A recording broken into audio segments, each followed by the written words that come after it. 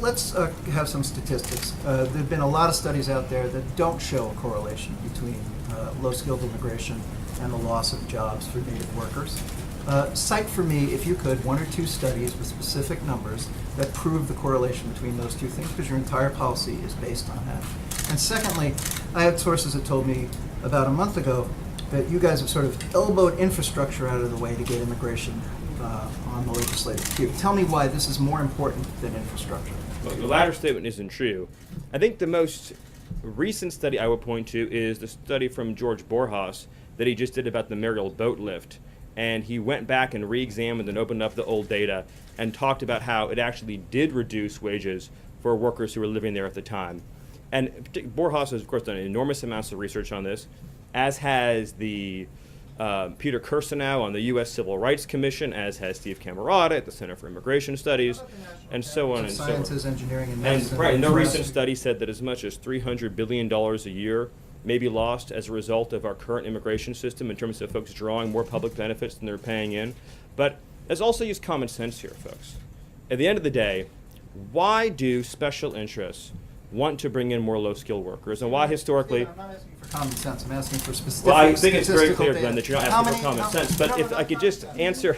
If I could just answer your question, I named the studies, Glenn. Let me just finish the question. Glenn, I named the studies. I asked you for a statistic.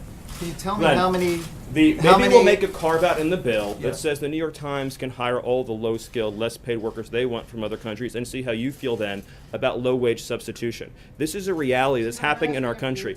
Maybe it's time we had compassion, Glenn, for American workers. President Trump has met with American workers who've been replaced by foreign workers, and ask them how this has affected their lives. Look at...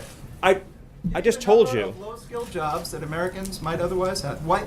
If you look first of all, if you look at the premise, Glenn, of bringing in low-skilled labor, it's based on the idea that there's a labor shortage for lower-skilled jobs. There isn't. The number of people living in the United States in the working ages who aren't working today is at a record high. 1 in 4 Americans, or almost 1 in 4 Americans between the ages of 25 and 54, aren't even employed.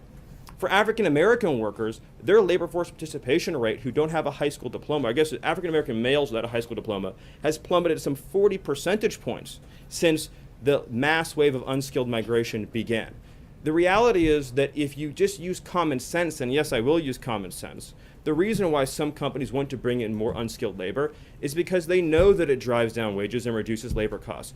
Our question as a government is, to whom is our duty?